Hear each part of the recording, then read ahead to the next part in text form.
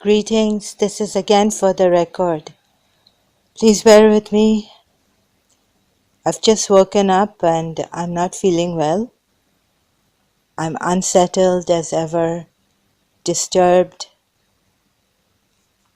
and I've asked His Highness Aga Khan many times, and we all know that falseness and false people and lies are cursed by Allah in the Quran. So him being the true rightful Imam, we don't say anything to the other Muslims. They can carry on doing what how they want to believe, doing their practices and worshipping. But this is the true Islam for us. That is to follow your Imam. However, we're not allowed to impose this on other people. And as we are told in the Quran that the false leaders will be in the lowest abyss, meaning those who have claimed that they are scholars, religious scholars and leaders, political leaders and spiritual leaders and teachers. So we have to be very, very careful. Even if we are praying and all this, I think, you don't think. What's told in the Quran is that if we don't follow this one thing, then everything just goes away. It's like shirk. If we do shirk, it's unforgivable. So if we're following the wrong kind of religion, but our intentions are good, then it's God will decide. We let God decide. But maybe ignorance won't be a bliss in the end of times when we have to face our God on the day of judgment. So today my Makkah, my Medina is where my Imam is, where Hazir Imam is, His Highness Aga Khan. And so my point is that this corruption has to stop. People have to stop deceiving and harming others. It's, I think, getting angry, in my case, in my opinion, is not violence.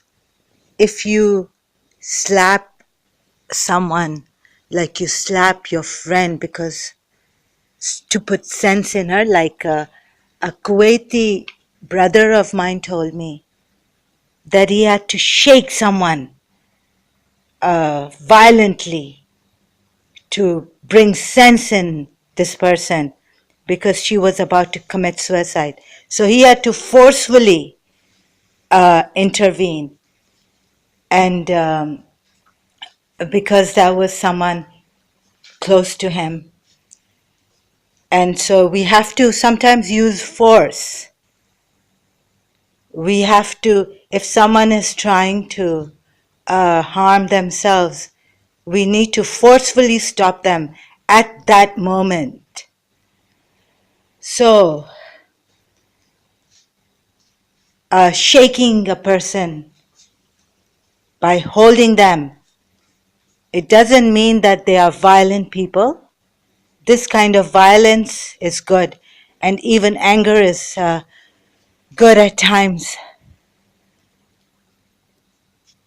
But the kind of deception of Saima Peer and these enemies of humanity who want a name for themselves and who go for the friends that are famous and are resourceful so they can use these friends for their benefit and interest. This is the kind of betrayal and using people that in my eyes is the most, it's worse than violent. It's worse than murderers. A whole life can be changed when you have an ill will towards another. And when you use humanity, you tell us we use the martyrs to pray for us, but you are using friends and other people for your benefit and your interest. You only call upon God, but you need a friend's help to come to Dubai, or you need this education and your father's money and the government to help you reach where you are. If your government didn't help you, your father would not be able to afford it and couldn't afford it. And so there's always something. But we are told we are grateful to our governments. However, in an Islamic welfare state, an Islamic leader does not allow us to give birth to the government which is corrupted, which is anti-Islamic, meaning anti-humanitarian. I need to save the world. Who is with me? I can see that those who have joined me on Facebook, the page I made, Save Our World, there have been many now coming and joining me. I'm extremely grateful to them. How much I can't say. I'm just too overwhelmed, because at this time when many leaders, many wealthy people who are corrupting the world, our humanity, going against our humanity, would like that I and those who are with me die or be disgraced, because they've planned this for a long time also, and they know that there is something in me they've seen in the Karachi American School. So they've tried to pull us down by slowly but surely bringing my father down, giving us these bad habits, feelings. They've worked for since the 80s when I was in the American school, Karachi American School. They tried to bring me to become bedridden, but the plan hasn't worked so well as it should, as they wanted me to be, that I wouldn't be able to do a single thing and remain bedridden. Well, they have a lot of money. I mean, if you can just check on Rockefellers, uh, the amount of money they have, the influence they have in America, and maybe around the world. So I'm fighting against giants, the world's tycoons and tyrants.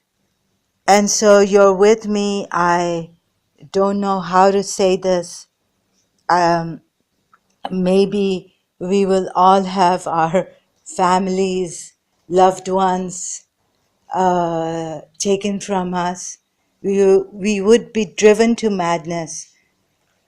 And this is what is taking place even now with me, that they're trying to make me restless and mad to the point that I end up in the mental asylum. But that's not what's happening. I am to a certain extent, but not the extent that they wanted me to be.